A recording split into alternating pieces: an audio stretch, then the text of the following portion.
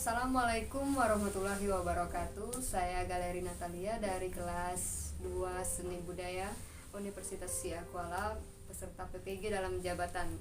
Saya sedang bersama Mbak Neni Krisniawati SPD MSN. Beliau seorang pakar seni di Kabupaten Ogan Komering Ilir. Beliau ini menciptakan tarian yang sudah dipatenkan di Kabupaten Oki. Mempunyai sanggar seni. Selain seniman, Mbak Neni ini juga berprofesi sebagai dosen pendidikan seni di Universitas Terbuka dan juga guru di SMA Negeri 3 Kayu dan SMK 1 Kayu. Saya ingin bertanya nih Mbak, selama masa pandemi COVID-19 tentunya pembelajaran dilakukan secara daring. Siswa-siswa melakukan aktivitas pembelajaran di rumah dan guru juga melakukan aktivitas pembelajaran di rumah secara daring. Bagaimana Mbak mengajarkan seni budaya, mulai dari materinya, menggunakan metode apa saja yang dilakukan kepada mahasiswa atau siswa Mbak agar pembelajaran seni budaya ini lebih efektif? Saya pribadi ya, sebagai pendidik, mengajar peserta didik yang ada di sekolah itu, terlebih mereka memang sudah memegang buku seni budaya itu masing-masing ya. Nah, saya memberikan materi itu adalah bab sekian sampai bab sekian, mereka meringkas misalnya pembelajaran seni tari. Tapi tidak mungkin dong peserta didik itu meringkas saja, karena seorang peserta didik mengenal teori belum tentu mengenal praktek. Tapi kalau sudah mengenal praktek, sudah pasti dia akan mengenal teori. Apalagi kalau sudah kita jelaskan ya. Nah, jadi disinilah bagaimana seorang guru seni budaya itu sendiri harus inovatif dan kreatif memberikan pancingan pembelajaran kepada peserta didik agar sudut pandang dalam pencapaian pendidikan itu dapat tercapai secara maksimal, efisien dan efektif ya. Nah, salah satunya adalah setelah mereka memahami beberapa jenis tari tradisional, tradisi dan kreasi mancanegara dan lain sebagainya, saya akan memberikan contoh tari tradisional dari Palembang. Salah satunya adalah tari tanggai. Bagaimana tahap gerakan satu, misalnya ada gerakan sembah, artinya kita hormat. Kemudian ada gerakan kita itu Borobudur, jadi kita berbentuk seperti ini, tangannya, bentuk tubuhnya. Kemudian ada gerakan stupa, cara mengungkel tangan, kemudian diputar. Nah, cukup seperti 4-5 gerakan dalam minggu ini. Kemudian link video kita kirim. Itu adalah pembelajaran secara demonstrasi, yang mana saya sebagai pendidik mencontohkan terlebih dahulu, tapi tidak secara langsung, tapi bisa melalui secara link video tadi. Kemudian anak kita berikan tugas melakukan gerakan tersebut dan gerakannya dikirim ke YouTube. Nah, disanalah cara saya memberikan ilmu agar tercapainya pembelajaran secara efektif. Jika banyak anak yang tidak berhasil, artinya kita akan mengubah pembelajaran secara lainnya dengan metode dan pendekatan pembelajaran secara berbeda. Misalnya kita bisa bikin, kan di sini kelihatan nih yang demonstrasi, misalnya hanya ada terpilih 5 orang anak yang memang benar-benar bisa. Mungkin bisa kita ubah menjadi kelompok. Nah, untuk kelompok itu sendiri mungkin mereka bisa mencari hari yang lain dan videonya bisa dikirimkan kembali ke link YouTube tadi. Jadi banyak sekali cara pendekatan dan pembelajaran terhadap peserta didik. Tinggal kita sebagai pendidik bagaimana bisa menyampaikan, mentransfer ilmu secara baik. Karena guru yang pintar belum tentu dia pandai memberikan ilmunya kepada peserta didik ya. Dan guru yang mungkin kemampuannya biasa saja, belum tentu dia tidak bisa membuat peserta didik menjadi pintar. Mungkin saja kemampuannya biasa dengan cara metode yang banyak dan sangat diminati peserta didik. Akhirnya peserta didik mendapatkan banyak ilmu. Oh, begini ya tarian itu. Oh, geraknya begini ya. Dasar geraknya begini gitu. Baik Mbak, saya ingin bertanya lagi Mbak.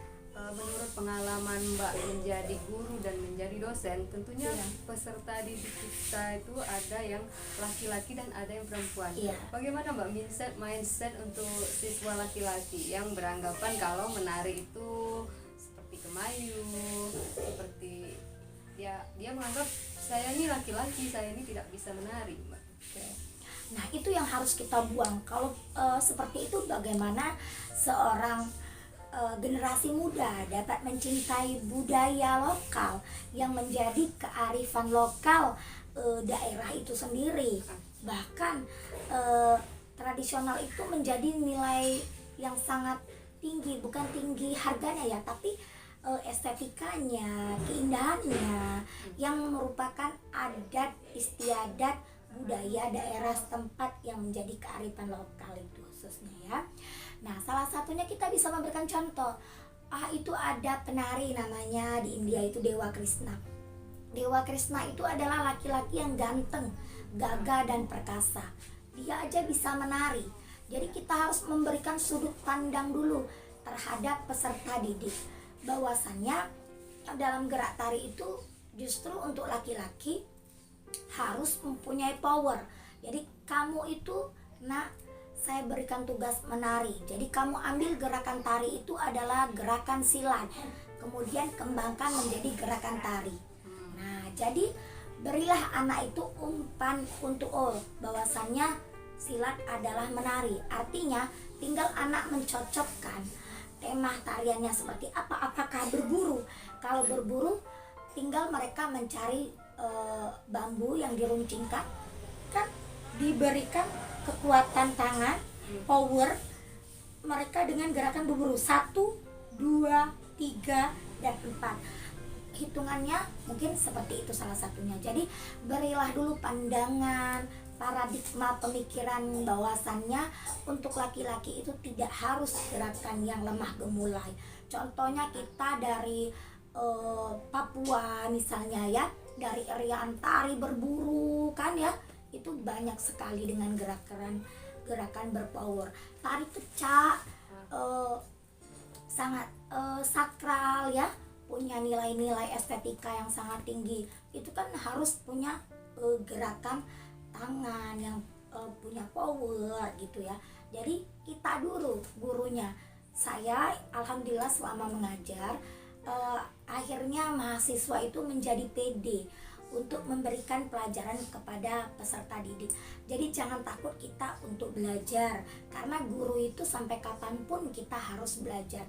Apalagi kalau saya mengajar mahasiswa UT itu ya, itu basicnya adalah dia belum pernah kuliah misalnya. Dia mengajar anak SD, bingung apa yang akan harus diajarkan. Jadi selalu saya tanamkan, ibu dan bapak jangan takut untuk mengajar seni. Kenapa?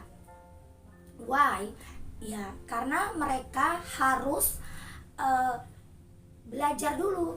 Setelah ibu belajar, baru ibu mengajarkan peserta didik. Misal mau ngajarin seni rupa nih, nggak tahu basicnya, minimal guru tersebut sudah bisa tahu dulu dasar-dasarnya saja ya, apa warna primer, sekunder, tersier. Nah, dengan begitu baru memberikan materi kepada peserta didik, praktek secara langsung. Guru tersebut harus mencoba dulu di rumah. Nah, itu salah satunya. Kemudian untuk musik tidak hafal dengan musik. Guru SD misalnya cukup mengajarkan not-not yang standar saja, 1 oktav, do re mi fa sol la si do, cukup. Lagu-lagu wajib nasional. Nah, lagu-lagu wajib nasional. Karena kebanyakan sekarang anak-anak banyak belum menghafal lagu nasional, padahal itu adalah tugas dari guru SD. Itu sangat penting pesan saya. Jadi diajarkan anak-anak lagu nasional, dibikin ensemble musik, bisa dari piring dan sendok, kemudian pianika, recorder, cukup yang sederhana saja. Saya sebagai mahasiswa PPG dalam jabatan meminta saran nih kepada Mbak untuk saya sebagai guru profesional dan guru masa depan yang lebih kreatif dan inovatif. Baiklah, sebelumnya saya mengucapkan selamat ya buat Ibu Galeri sudah menjadi peserta PPG yang diharapkan bahkan ribuan guru yang lainnya ya. Nah, dengan lulusnya Ibu Galeri ini sebagai peserta PPG, yang saya harapkan untuk kedepannya sebagai guru seni budaya adalah bagaimana menjadi guru yang lebih inovatif dan kreatif dalam memberikan pembelajaran kepada peserta didik, sehingga secara maksimal peserta didik tersebut dapat mencapai apa yang kita harapkan. Secara efisien dan efektif, mereka memahami secara teori maupun secara praktik. Jadi untuk seni budaya itu tidak hanya teori saja, tidak hanya praktik saja. Ibu Galeri nantinya menemukan pendekatan pembelajaran yang tepat kepada peserta didik, dan juga metode-metode pembelajaran yang tepat. Metode itu bikinlah lagi yang lebih kreatif, yang bisa membuat anak-anak itu mau, anak-anak itu minat belajar sama kita. Karena prinsipnya adalah kita cintai dulu gurunya. Kalau kita sudah mencintai gurunya, maka kita akan mencintai pembelajarannya. Nah, di sanalah akan terciptanya itu pembelajaran secara maksimal, hasil pembelajaran, nilai-nilai terbaik, akan terciptanya pencapaian pembelajaran yang efektif dan efisien. Apalagi dalam kurikulum belajar ini kita harus menyesuaikan dulu tindak kelas kita. Kita lihat kemampuan anak di dalam kelas. Jadi lebih enak pada kurikulum Merdeka ini itu merangkul keseluruhannya dalam memberikan pembelajaran. Jadi kita yang mengatur materi kan gitu. Jadi pencapaiannya adalah ibu harus pintar dan kreatif memberikan ilmu ibu kepada peserta didik.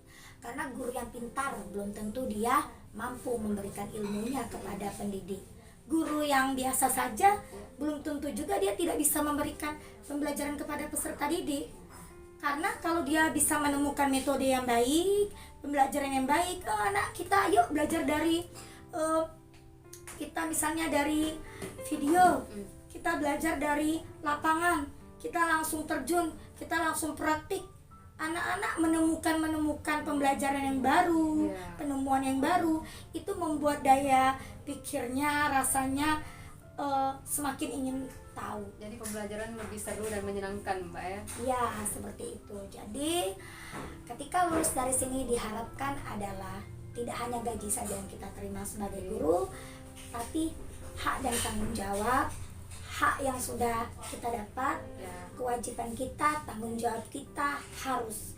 Karena guru tidak hanya mendidik saja, tapi mengajar, mengarahkan, membimbing. Itulah tugas kita bersama sebagai guru, membentuk generasi muda yang siap untuk masa depan dan mencintai budaya dan kesenian, apalagi seni tradisional yang sudah menjadi kearifan lokal bangsa kita, khususnya di daerah masing-masing, karena kita akan kaya adat istiadat dan budaya. Itu aja. Jadi semangat Mbak ya, sebagai guru masa depan, semangat. Ya, harus semangat sebagai guru masa depan, semangat untuk para guru PPG di seluruh Indonesia. Yang saya harapkan sebagai guru PPG nantinya yang sudah lulus dan sertifikasi, tetaplah menjadi pendidik yang profesional dan membentuk generasi bangsa yang siap dan berprestasi. Baiklah, terima kasih ya Mbak atas sarannya, atas metode-metode yang diajarkan kepada saya. Itu saja hasil wawancara saya kepada Mbak Neni Krisniawati SPD MSN. Saya akhiri. Assalamualaikum warahmatullahi wabarakatuh.